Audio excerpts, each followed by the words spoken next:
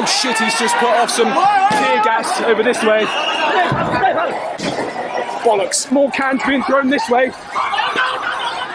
पहले Myanmar. Thousands of people continue to protest in Myanmar after a military coup almost a week ago. Used the three-finger salute to signify their rebellion.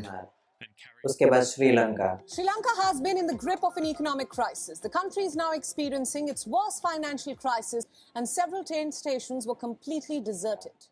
फिर बांग्लादेश।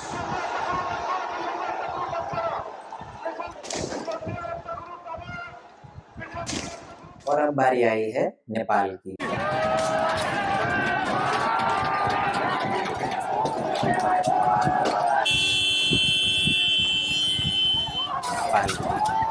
हाँ, जिस generation के बारे में अक्सर कहा जाता है यह जनरेशन किसी काम की नहीं है, यह जनरेशन कुछ नहीं कर पाएगी, इसी जनरेशन ने, इसी जेन जी ने नेपाल में सरकार गिरा दी है। नेपाल के प्रधानमंत्री केपी शर्मा ओली ने इस्तीफा दे दिया है। प्रधानमंत्री के घर में आग लगा दी गई है। संसद भी आग की लपटों में जूझ रही है और वित्त मंत्री विष्णु प्रसाद को सड़कों पर चप्पलों से प्रदर्शनकारियों द्वारा मारा जा रहा है। और इसी सब में पूर्व प्रधानमंत्री की पत्नी की दुर्भाग्यपूर्ण मृत्यु हो गई है जब उनके घर को भी जलाया गया। अब सवाल ये उठता है, क्या सिर्फ सोशल मीडिया को बैन करने से इतनी सारी घटनाएं हुई? इसका जवाब है नहीं। इस घटना के पीछे और भी गहरे राज है और हम बात करेंगे इसी वीडियो में आगे। यह बात है 8 सितंबर 2025 की, जब नेपाल की राजधानी काठमांडू में हजारों लोग प्रोटेस्ट करने के लिए इकट्ठा हुए थे। उस भीड़ के अंदर करीब 20 से 25 साल के नौजवान रहे होंगे, जिनमें से कुछ बच्चों ने यूनिफॉर्म पहनी थी और कुछ कॉलेज के लड़के भी थे, जिन्हें आज जेन जी कहा जाता है। ये जेन जी किसे कहते हैं वो जान लीजिए। सन 1997 से लेकर 2012 तक जो बच्चों ने जन्म लिया है उन्हें जेन जी कहा जाता है। यह एक ऐसी जनरेशन है जिसने सबसे पहले सोशल मीडिया का उपयोग किया। अब बात करते हैं प्रोटेस्ट की। इस प्रोटेस्ट को हामी नेपाल एनजीओ ने आयोजित किया था और ये लोग माइती घर मंडल से संसद की तरफ मार्च कर रहे थे। ये जो मार्च था वो पूरी तरह से शांतिपूर्ण था, लेकिन सरकार द्वारा पुलिस को तैनात कर दिया गया। फिर प्रोटेस्टर्स को रोकने के लिए पुलिस ने वाटर कैनन, टीयर गैस और रबर बुलेट्स का इस्तेमाल करना शुरू कर दिया। फिर देखते ही देखते पुलिस और प्रोटेस्टर के बीच में कुछ हाथापाई होने लगे, क्लैशेस होने लगे। कुछ लोग संसद में भी घुस गए और उसके बाद पुलिस ने जो किया उसे देखकर पूरा देश दंग रह गया। फिर उसके बाद पुलिस द्वारा ओपन फायर यानी कि असली गोलियां चलाई गई, जिसमें 19 लोग मारे गए और तकरीबन 400 से ज्यादा लोग घायल हो गए।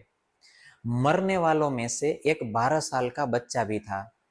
और जाहिर सी बात है कि ऐसी घटना को देखकर लोग चुप नहीं रहेंगे। तो जब सरकार ने सोशल मीडिया पर बैन लगाया तो यह जनरेशन जी उसे सहन नहीं कर पाई, भड़क गई और प्रोटेस्ट करने के लिए रास्ते पर उतर गई।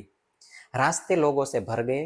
देखते ही देखते लोग काठमांडू के अलावा दूसरे शहरों जैसे पोखरा, बुटवाल, भरतपुर और दमक के लोग सड़कों पर उतर गए। सोशल मीडिया में इस प्रोटेस्ट का सबसे महत्वपूर्ण जो कारण है उसको माना जाता है सोशल मीडिया बैन। असल में यह पहला कारण तो है ही, लेकिन दूसरे भी कारण है, जैसे कि करप्शन, सरकार का मिस गवर्नेंस, नेपोटिज्म और बढ़ती हुई बेरोजगारी। यहाँ की सरकार ने सोशल मीडिया पर बैन लगाने का कारण बताया कि सोशल मीडिया पर जो फ्रॉड, क्राइम और झूठी जानकारियां फैला रही है उसे रोका जा सके। इस बैन के मुताबिक जितने भी सोशल मीडिया ऐप्स है जैसे कि यूट्यूब, ट्विटर, टिकटॉक, फेसबुक, सभी को एक रजिस्ट्रेशन करवाना रहेगा। दूसरा कि सोशल मीडिया की जितनी भी एप्लीकेशंस है उन्हें अपना खुद का ऑफिस नेपाल के अंदर खोलना होगा। और तीसरा, उसमें से एक फरियादी अधिकारी भी उसमें बिठाना होगा। इस निर्णय के बाद 25 से 26 सोशल मीडिया कंपनियों ने इसका विरोध किया, लेकिन ये तो ओली की सरकार थी, वो तो अड़ी रही, जिसे बैन कर दिया गया।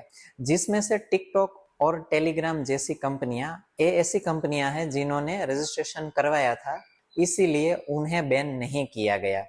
फिर उसके बाद जो सोशल मीडिया पर बैन लगाया गया था वो हटा तो दिया, लेकिन फिर भी आंदोलन चालू रहा। तो उसका कारण क्या है, आइए जानते हैं। यह न्यूज़ काफ़ी चर्चा में थी कि इसे नेपोटिज्म कहते हैं, और नेपो किड, उसका जो ट्रेंड है वह फिलीपींस से लेकर अब नेपाल तक पहुंचा था। इसमें मंत्रियों के बेटे और बेटियों की लग्जरी लाइफ दिखाई गई थी। उनमें दिखाया गया था कि वे लोग कितने सारे फॉरेन टूर करते हैं, उनके पास महंगी महंगी गाड़ियां, महंगी घड़ियां, महंगे पर्स भी उनके पास होते थे। और इसी सोशल मीडिया में तुलना के तौर पर नेपाल में बेरोजगारी को भी दिखाया गया था। और दूसरा कारण यह है करप्शन। 2021 में 54,600 करोड़ का गिरिबंधु जमीन घोटाला, फिर 2023 में 13,600 करोड़ का ओरिएंटल कोऑपरेटिव घोटाला, 2024 में 69,600 करोड़ का सहकारी घोटाला हुआ, जिसने नौजवानों का गुस्सा बढ़ा दिया था। और तीसरा यह कारण है कि यहाँ के हालात इतने खराब थे कि लोग बेरोजगारी की वजह से रूस और यूक्रेन के बीच में जो लड़ाई हुई वहां लड़ने के लिए भी चले गए। कुछ ही हफ्तों की ट्रेनिंग के बाद फ्रंट लाइन में उसे लड़ने के लिए भेज दिया जाता था। इसी बेरोजगारी के चलते नेपाली लोग लड़ने और मरने के लिए भी तैयार थे। सितंबर को हुए प्रोटेस्ट के एक पोस्टर में लिखा था कि पॉलिटिशियन के बच्चे विदेश में गुची के बैग्स लेकर लौटते हैं और आम जनता के बच्चे ताबूतों में यानी कि कॉफिन में लौटते हैं। और चौथा कारण यह था कि नेपाल में बेरोजगारी के सामने जो एक जरिया बचा था वह था टूरिज्म, जिससे लोग थोड़ा बहुत पैसा कमा सकते थे। लेकिन सोशल मीडिया पर बैन लगने के बाद जो छोटे मोटे जरिए बचे थे पैसे कमाने के, वो भी खत्म होते नजर आने लगे। आज जब मैं यह वीडियो बना रहा हूं तो अभी की स्थिति ऐसी है कि प्रोटेस्ट पूरी तरह से खत्म नहीं हुआ है। कर्फ्यू सभी जगह पे लगा दिए गए हैं और जो टूरिस्ट वहां पे है वे फंसे हुए हैं।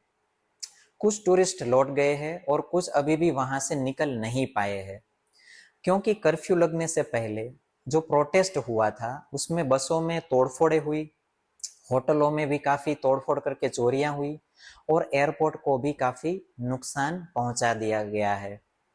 इसलिए वहां से निकलना बहुत ही मुश्किल हो रहा है। गुजरात से तकरीबन 43 लोग सुरक्षित भारत लौट आए हैं, लेकिन 18 गुजराती अब भी काठमांडू में फंसे हुए हैं। तमिलनाडु के 116 पर्यटक नेपाल से वापस आ चुके हैं। आंध्र प्रदेश के लगभग 155 यात्री अब भी नेपाल के अलग अलग स्थानों पर फंसे हुए हैं।